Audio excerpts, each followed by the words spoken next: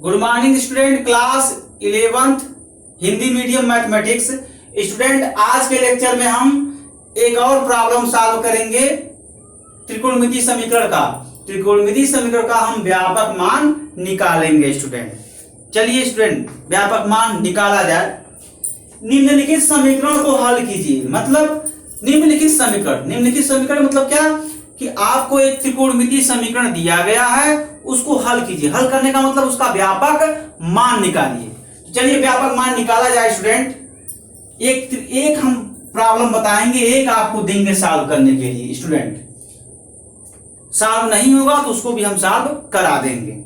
चलिए प्रॉब्लम को सॉल्व किया जाए। सॉल्व दिया है त्रिकोणमितीय समीकरण। त्रिकोणमितीय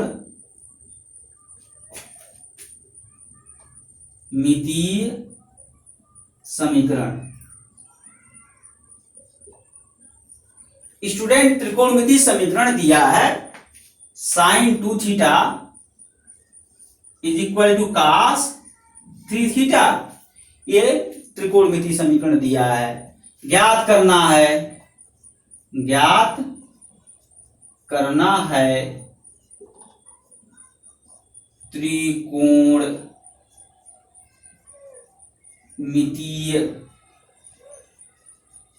समीकरण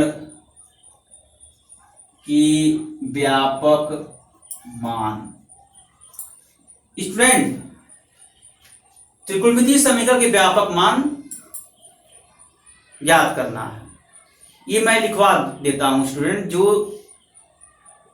त्रिकोणमितीय समीकरण दिया है उसको लिखवा दिया, ज्ञात क्या करना है उसको लिखवा दिया है। एग्जाम में आप डायरेक्ट भी सॉल्यूशन दे सकते हैं। एनालिसिस जहां से मैं एनालिसिस करता हूं स्टूडेंट, तो वहां से भी आप लिख सकते हैं। लिखवा इसलिए देता हूं कि आपको लक्ष्य पता हो कि इस प्रॉब्लम में करने क्या है। कोई भी प्रॉब्लम आप सॉल्व कर रहे हैं स्टूडेंट, सबसे पहले क्या उसमें दिया गया उसको समझिए, करना क्या है उसको समझिए, फिर उसके बाद एनालिसिस समझिए। तो प्रॉब्लम के 3 स्टेप होते हैं स्टूडेंट। प्रॉब्लम दिया क्या गया है, करना क्या है, एनालिसिस कैसे करते हैं। ठीक है ना स्टूडेंट, इसलिए मैं ऐसा लिखवा देता। सो स्टूडेंट, अब हम एनालिसिस कर रहे हैं। तो जो त्रिकोणमितीय समीकरण है उसी को लेते हैं। sin 2 theta is equal to cos 3 theta. ये इक्वेशन नंबर फर्स्ट। समीकरण फर्स्ट को हम लिख सकते हैं cos 3 theta is equal to sin 2 theta. ठीक है ना स्टूडेंट। किसी भी इक्वेशन को आप मान लीजिए कोई इक्वेशन दिया है, उसके राइट हैंड साइड को लेफ्ट हैंड साइड में लिख दीजिए, लेफ्ट हैंड साइड को राइट हैंड साइड लिख दीजिए, तो उस इक्वेशन के मान में कोई परिवर्तन नहीं होगा। तो वही मैं किया हूं स्टूडेंट। ये इक्वेशन नंबर सेकंड हो गया। स्टूडेंट, मैं ये चाह रहा हूं कि राइट हैंड साइड में जो साइन फंक्शन है वो cos फंक्शन में कन्वर्ट हो जाए। क्यों ऐसा कर रहे हैं स्टूडेंट? क्योंकि लेफ्ट हैंड साइड में cos 3 थीटा है, राइट हैंड साइड में cos हो जाएगा, cos 2 थीटा हो जाएगा। cos समथिंग एंगल होगा, मतलब यही एंगल नहीं होगा, क्योंकि जब हम बदलेंगे तो उसका एंगल बदल जाएगा। तो cos 3 theta is equal to cos any angle. कुछ एंगल बदलेगा, 2 थीटा बदल कर कुछ और होगा। वो एंगल क्या बदलेगा मैं बताऊंगा। मतलब स्टूडेंट, मैं इसका फॉर्म ये चेंज करना चाह रहा हूं। cos theta is equal to cos alpha के रूप में हम लिखना चाह रहा हूं। इस त्रिकोणमितीय समीकरण को हम इसके जैसा लिखना चाह रहा हूं। ऐसा क्यों स्टूडेंट?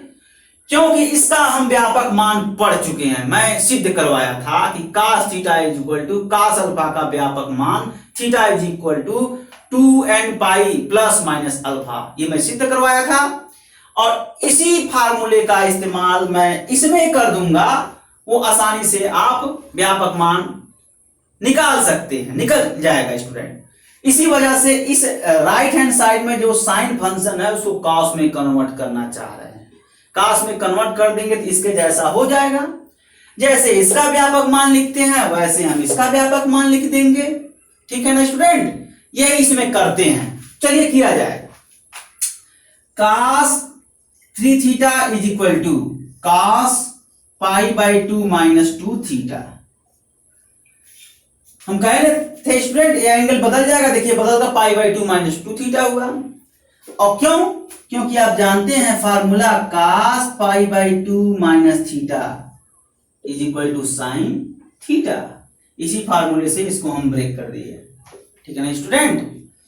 अब यहां पर इसका व्यापक मान लिख दीजिए, जैसे इसका व्यापक मान लिखते हैं वैसे इसका व्यापक मान लिख दीजिए। इसका व्यापक मान क्या होता है ये आपको याद करना पड़ेगा student, 2n pi plus minus alpha में चार्ट में लिखवाया था, इसका व्यापक मान ये होता है। तो इसी फार्मूले का इस्तेमाल करके इसका व्यापक मान आप लिख दें। तो जरा एनालिसिस करिए, यहाँ थीटा है cos थीटा है और यहाँ पर cos 3 थीटा है, तो थीटा की जगह पर क्या होगा स्टूडेंट 3 थीटा होगा। तो लिख डालिए ये हो गया 3 theta is equal to alpha की जगह पर क्या है स्टूडेंट, अल्फा की जगह पर π/2 - 2 थीटा है, तो अल्फा के प्लेस पर π/2 - 2 थीटा रख दीजिए। तो क्या हो जाएगा student 2n pi plus minus π/2 - 2 theta हो गया।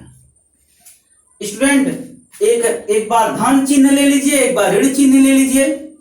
तो प्लस चिन्ह लेने पर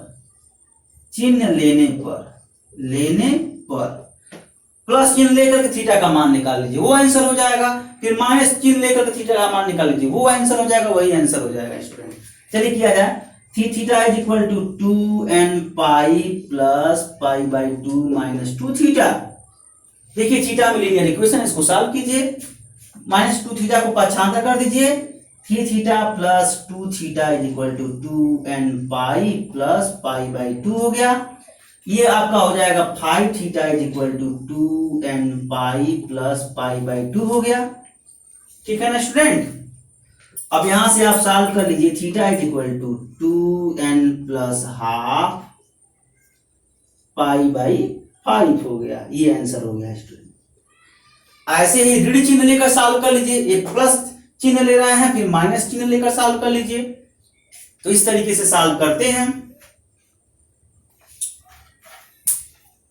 चलिए सॉल्व किया जाए स्टूडेंट। आप लोग तो मैथमेटिक्स के स्टूडेंट हैं, छोटा मोटा तो लीनियर इक्वेशन आप लोगों को आता ही होगा, ऐसा नहीं है कि नहीं आएगा।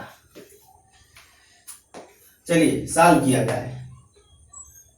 माइनस चिन्ह लेने पर अब ये त्रिकोणमिति थोड़ी रह गया है स्टूडेंट, अब तो आप ये लीनियर इक्वेशन पे आ गए जो आप क्लास 7th में पढ़ते हैं। 7th में ही लीनियर इक्वेशन पढ़ाया जाता है, रेखीय समीकरण। देखिए थीटा में रेखीय समीकरण है, या थीटा में रेखीय समीकरण है। रेखीय समीकरण जिसको सॉल्व करने आता है तो ये जो है तुरंत आप सॉल्व कर लेंगे, थीटा का मान निकाले हैं।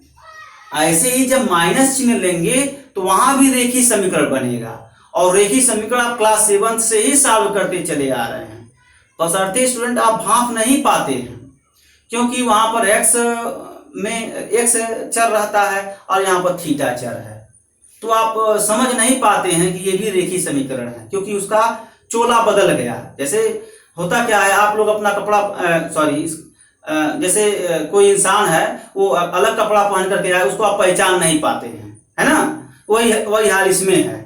तो वहां पर पहचान जाएंगे कि रेखीय समीकरण है, क्यों उसमें एक चर है, यानी यक्स है, यक्स वहां चर है, एक चर वाला रेखीय समीकरण है।